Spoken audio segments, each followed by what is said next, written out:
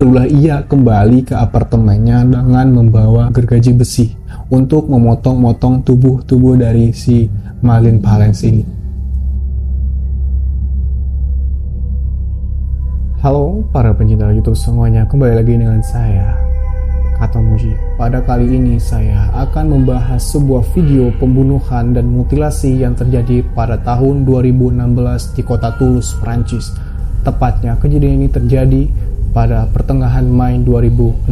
Lantas pembunuhan dan mutilasi ini menjadi topik pada tahun itu di kota Prancis dengan judul Le Trope Terrible sur le Canal du Midi, yaitu tropi mengerikan di sepanjang Canal du Midi. Bagaimana kronologi dari pembunuhan ini? Mari kita langsung saja pada video pembahasannya kali ini.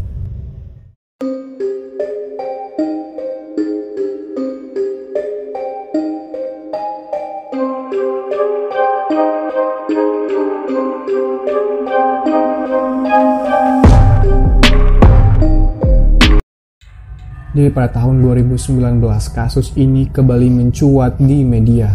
Padahal kasus ini sudah lama terjadi pada tahun 2016, tepatnya di bulan Mei. Nah, pembunuhan ini melibatkan seorang wanita yang berusia 55 tahun bernama Sophie Massalah. Sophie Massalah merupakan seorang karyawan dari perusahaan yang bernama Agifib. Agifib sebenarnya adalah sebuah asosiasi pengelolaan dana untuk integrasi profesional penyandang disabilitas. Dengan demikian, ia mengelola dana untuk integrasi profesional dalam bekerja untuk para penyandang disabilitas tentunya. Nah, di perusahaan inilah Sophie Massalah dan Marlene Palance bekerja. Sebenarnya pelaku dan korban ini adalah satu rekan kerja, tapi diketahui mereka berdua memiliki sifat yang saling bertolak belakang. Kenapa saya mengatakan demikian? Karena diketahui bahwasanya si Sophie Massalah atau tersangka ini merupakan orang yang priang tapi sangat suka manipulatif, sementara si Marlene Palance yang korbannya ini merupakan orang yang suka diam dan tidak banyak bicara namun dapat dipercaya. Nah, untuk kejadiannya sendiri itu terjadi pada tanggal 16 Mei 2016. Kejadiannya terjadi di kota Toulouse di sebuah apartemen yang sengaja disewa oleh Sophie Massalah. Jadi pada malam itu Sophie Massalah mengundang si Marlene Palance ini untuk minum-minum untuk melepas kepenatan dari mereka dalam bekerja, dan juga diketahui ternyata di dalam kantor ataupun di dalam saat bekerja mereka itu saling selisih paham tentang pekerjaannya. Ya, si Marlene Palance ini tidak memiliki pikiran-pikiran negatif tentang kematiannya pada malam itu.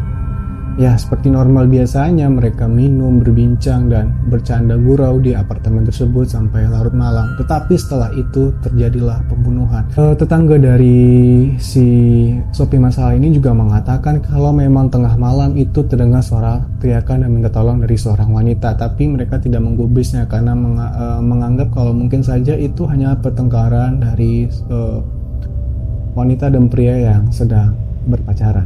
Marlene Palance ini dipukul bagian kepalanya dengan sebuah botol bir sampai ia tidak sadarkan diri. Barulah di situ Sophie Massalah melakukan mutilasi dan menghancurkan tengkorak kepala dari Marlene Palance ini. Sementara itu, untuk potong-potongan tubuh dari si Marlene Palance ini disebarkan di sepanjang sungai Canal du Midi di kota Toulouse, Prancis. Sementara untuk kepalanya sendiri itu dikubur di sebuah pot bunga di depan taman apartemennya itu. Sadis bukan? Memang kejadian ini pada tahun 2016 di kota Toulouse merupakan sebuah kejadian yang sangat mengerikan karena diketahui sepanjang sejarahnya ini adalah pembunuhan yang sangat mengerikan. Ternyata sebelum ini si Sophie Massalah ini juga pernah bekerja di sebuah university dan juga dipecat karena melakukan tindakan yang tidak pantas.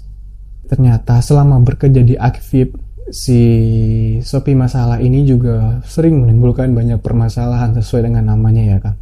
Nah, dia itu sering melakukan manipulatif dalam pekerjaannya. Terakhir kasus dia di Agifib, dia itu memanipulatif kupon makan siangnya.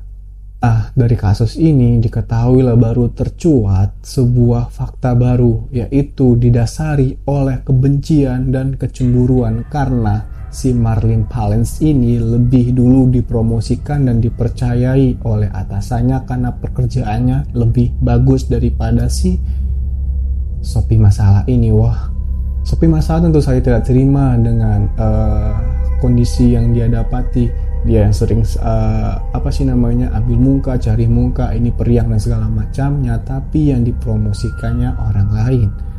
Dan orang itu dia lihat memiliki kemampuan yang dia anggap memiliki kemampuan di bawahnya dia, tapi dia sangat tidak terima. Mereka pun juga dikatakan sering cekcok, bukan cekcok sih, dan mereka juga sering dikatakan kalau mereka berdua, Sophie Masala dan Marlin ini sering tidak sesuai dengan pendapatnya, bertentangan lah, begitu maksud saya. Setelah selesai membunuh Marlin Palens ini, Sophie Masala tidak langsung membuangnya di sepanjang sungai Kanal di Midi Prancis tersebut, tapi dia membiarkannya terlebih dahulu sekitar 2 atau 3 hari. Setelah itu barulah ia kembali ke apartemennya dengan membawa gergaji besi untuk memotong-motong tubuh dari si Marlin Palens ini. Bagaimana? Selain memotong tubuh dari si Marlin Palens ini, dia juga membuat tengkorak kepala dari si Marlin Palens ini juga hancur ya. Bukan hancur tapi remuk sebagiannya, dengan cara memukulnya dengan benda tumpul. Wah, udah mati orang masih saja disiksa seperti itu. Nah, setelah puas menghabisi si Marlin Palens ini, barulah ia memotong-motong bagian tubuhnya. Nih, udah mati, orang udah mati, dia baru menyiksa mayat tersebut. Untuk kalian, ini masih normal gak sih? Sophie Masala sendiri diketahui tidak memiliki gangguan mental sama sekali karena dia diketahui ingin melarikan diri ketika akan ditangkap oleh polisi Prancis. Nah, di saat tengah-tengah penggeledahan dan penangkapan si Sophie Masala ini, Sophie ini masih kepikiran untuk kabur loh. Bayangkan loh, masih pikiran untuk kabur dari penangkapannya.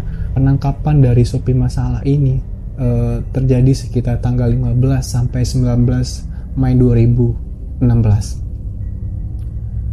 Kasus ini terungkap ketika salah seorang warga itu menemukan sebuah potongan tangan di sepanjang sungai Kanal di Midi ini. Nah, disitulah baru warga tersebut memanggil pihak kepolisian dan pihak kepolisian pun melakukan investigasi lebih mendalam. Nah, setelah diselidiki, setelah dilihat, dan mereka pun menemukan potongan-potongan tubuh lainnya seperti kaki, tangan, badan bagian atas, dan sebagainya.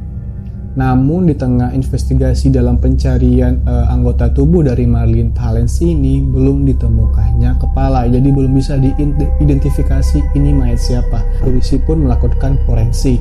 Nah, di situ diketahui ternyata tubuh ini milik seorang wanita berusia 53 tahun yang bernama Marlin Palens. Selang tidak lama dari penemuan itu, ditangkaplah si Sophie Masala ini. Nah, Sophie Masala pun ditangkap di kediamannya sendiri di Mortville. Nah, setelah nangkap nih polisi, barulah polisi mulai mencari tahu dari mana asal-usul mayat ini. Dan setelah itu diketahui dari rekan-rekan kerjanya kalau si Marlin ini mendapatkan panggilan makan dinner ya, minum-minum dengan si Sophie Masala ini. Tentu saja polisi menuju kepada si Sophie Masala ini. Nah, tidak berapa lama Sophie pun langsung ditetapkan sebagai tersangka setelah terbukti bersalah melakukan pembunuhan kepada rekan kerjanya sendiri. Untuk kalian semua dimanapun kalian bekerja, berhati-hatilah ya.